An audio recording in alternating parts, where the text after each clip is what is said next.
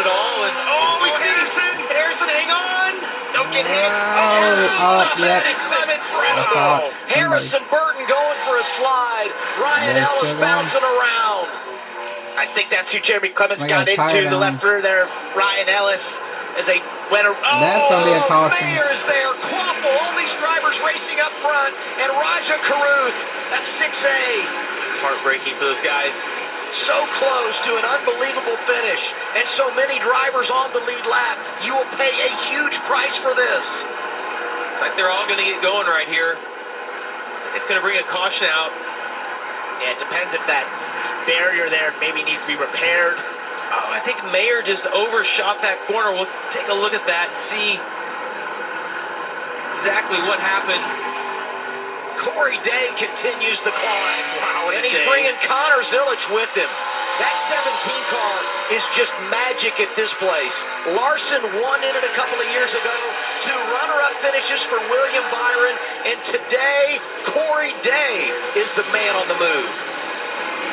Connor's made a tremendous recovery. Had to go to the back because of the brake issues they had.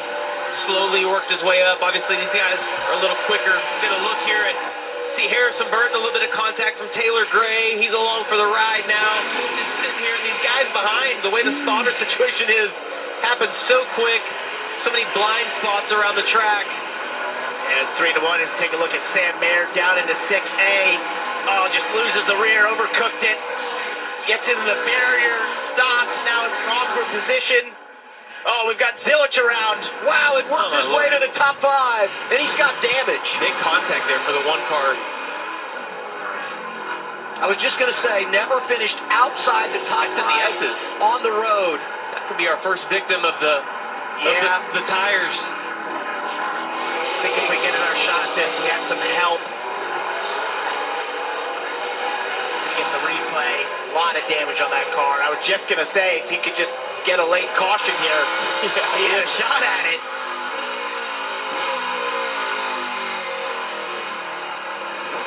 Here's the replay. So out of 2, heading towards 3. Corey Day gets a little sideways and just hits him in the left rear. That's twice Corey's misjudged that. Yeah. In a similar section of the racetrack. See, Connor's going to get to his outside of 2. So it looks like he's going to try to slip back in the line and just completely misjudge that again. Man, that's a fast section of the track to get spun around. Keep rolling. You're good. Leave it on fire. And, you know, I'll say about Corey Day, he does a great job. He puts himself in good positions. He has a lot of speed, but there's these mistakes like this, these misjudgments. They're all part of the learning process, but they're really painful. They're painful for the guys that are a part of it with him. You've got to clean up. You're going to make a lot of enemies. Let's take a listen to the one radio. Corey Day is a hack. Absolute hack. Well, that wasn't that. Yeah, I would say that. So you got some damage. We're with you, Connor. It's frustrating when you're on the receiving end of that, but as you said, Parker, it's part of learning, and he just needs to slow down just a little bit, right? Yep. Like it doesn't have to be a big difference. You've had an epic day. We've praised the position that he's put himself in, but you can't. He had the same issue last week at Atlanta, and you can't continue to do it every week. You can have one of those every 5 or 6 races, but you can't have it weekly. It will come back to haunt you, and great days like this will get taken away. Jesse Love and him have a lot of contact out of turn 1. Love up to 4th. Day falls back to 5th. Brent Cruz is now in the 6th position.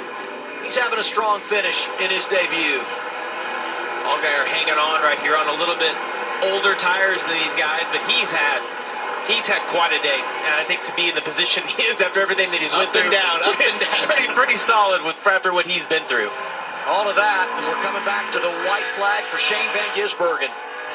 1.8-second advantage, and he'll be happy to see that white flag cruise around and try and find the checkers here at Circuit of the Americas. Austin Hill trying to do the best to chase it. There's no love loss between those 2 right there. 1 lap to go, sponsored by Credit One Bank. Austin Hill trying to throw it. Think about the dominance for Junior Motorsports on the road. Winning 9 in a row is an organization with those 4 different drivers. Chevrolet's been great as well, winning the last 15 road races in the O'Reilly Auto Parts Series. And you look at Van Gisbergen today, he's led 30 laps, started up front, but boy, he's had a lot to deal with, and so many times he looked vulnerable. The track that over the years has not been as good to him as some of the others. And I think when you look at this tomorrow morning, he led 30 laps, had a great day, typical Shane Van Gisbergen day, but it wasn't. He looked very vulnerable at certain points in this race, got shuffled back, but they made all the right decisions. He did some awesome passes with no contact. Shows the talent that he has. Showed his expertise, his experience level in some of those moves, and in those restarts, how calm he was.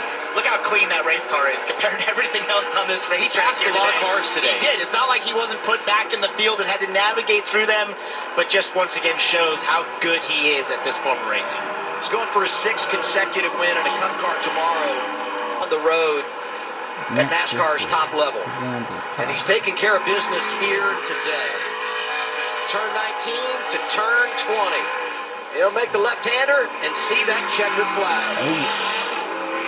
From Auckland, New Zealand, king of the road, Shane Van Gisbergen wins it Checkered flag at here for you, Circuit Ben. of the Americas.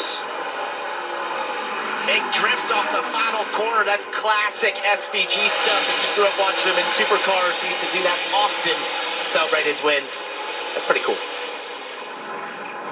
Third runner-up finish See you next at time. COTA for Austin Hill, who continues.